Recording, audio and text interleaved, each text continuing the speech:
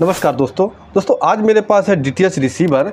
इसका प्रॉब्लम ये है कि सप्लाई हम इस पे दे रहे हैं तो ये बिल्कुल करंट मार रहा है इतना तेज़ कि मतलब जो फुल करंट होता है उतना करंट मार रहा है। लेकिन हमारा जो DTH रिसीवर है वो बिल्कुल ऑन पोजीशन में है, बिल्कुल सही से चल रहा है। तो इस वीडियो को आप ज़रूर देखिएगा क्योंकि ये प्रॉब्लम आपके साथ भी हो सकता है, आपके सेट के भी साथ प्रॉब्लम आ सकता है। तो फॉल्ट छोटा सा होता है लेकिन ये खतरा बहुत ज़्यादा होता है। तो सबसे पहले आइए हम टेस्ट करके आपको दिखा देते हैं।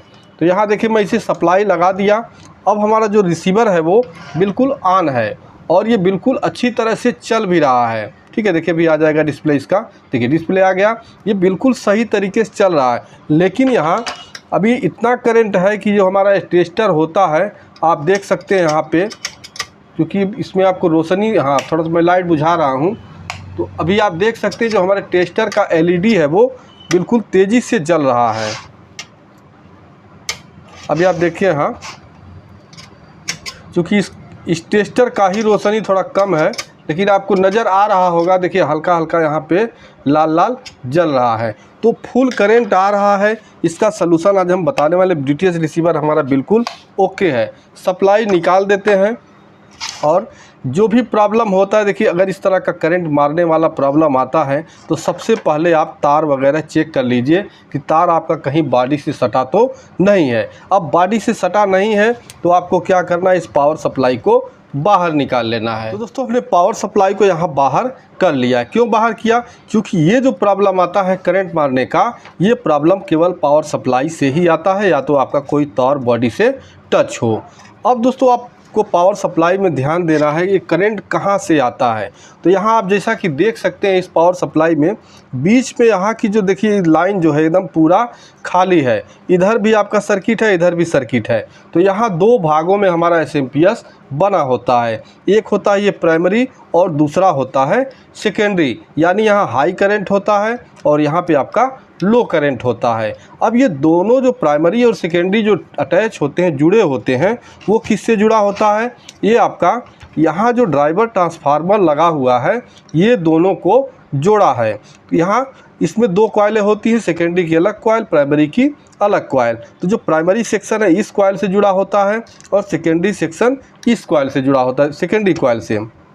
अब जब इसमें मान लीजिए चलते चलते अगर इसके प्राइमरी और सेकेंडरी कॉइल में शॉर्टिंग आ जाए, कहीं से शॉर्टिंग आ जाए, तो भी आपका इसमें करंट पूरा मारेगा। क्योंकि यहाँ पे जो इस ड्राइवर ट्रांसफार्मर पे यहाँ जो सप्लाई आता है, यहाँ आपका 300, 250, 300 करंट यहाँ इस पे डायरेक्ट आता है। तो ये सप्लाई जब इधर पास होने लगेगी कोई, तो यहाँ आपको करंट लगेगा।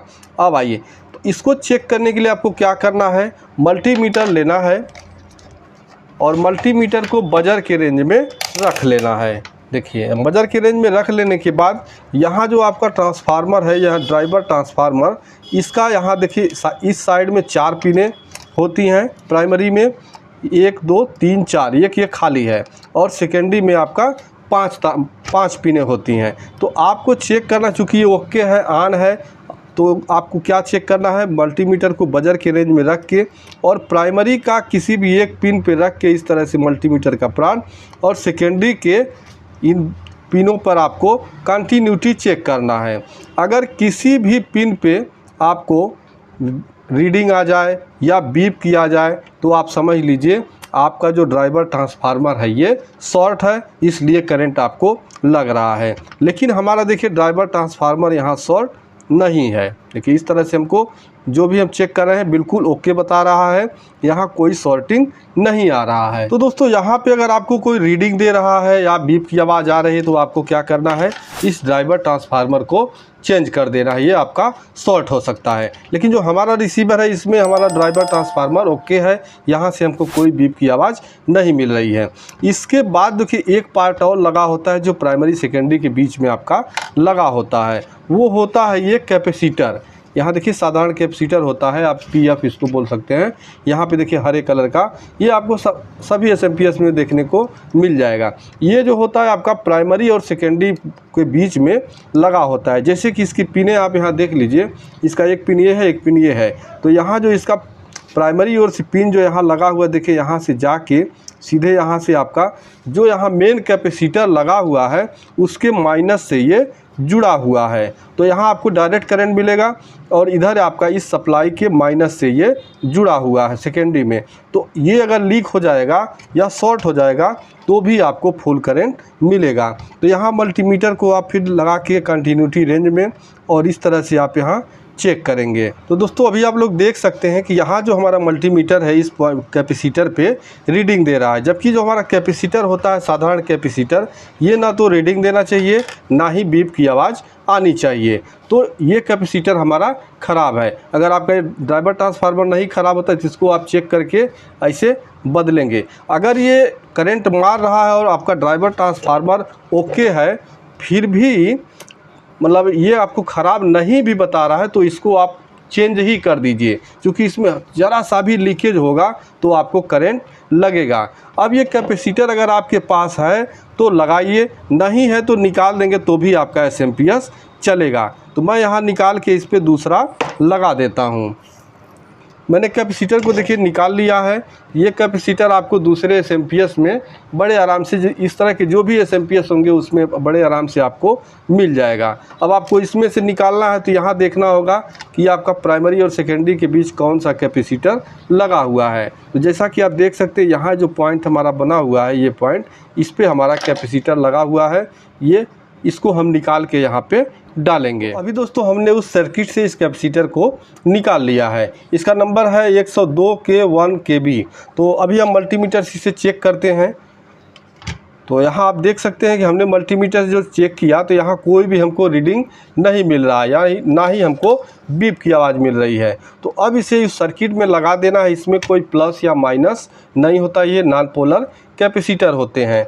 बस आप जहाँ सर्किट में लगा हुआ है उसी जगह से आप उठाएंगे तो सेम नंबर आपको मिलेगा। तो यहाँ मैं इसे फटाफट से लगा देता हूँ। तो अभी दोस्तों हमने इसे लगा के यहाँ पे सोल्ड कर दिया है।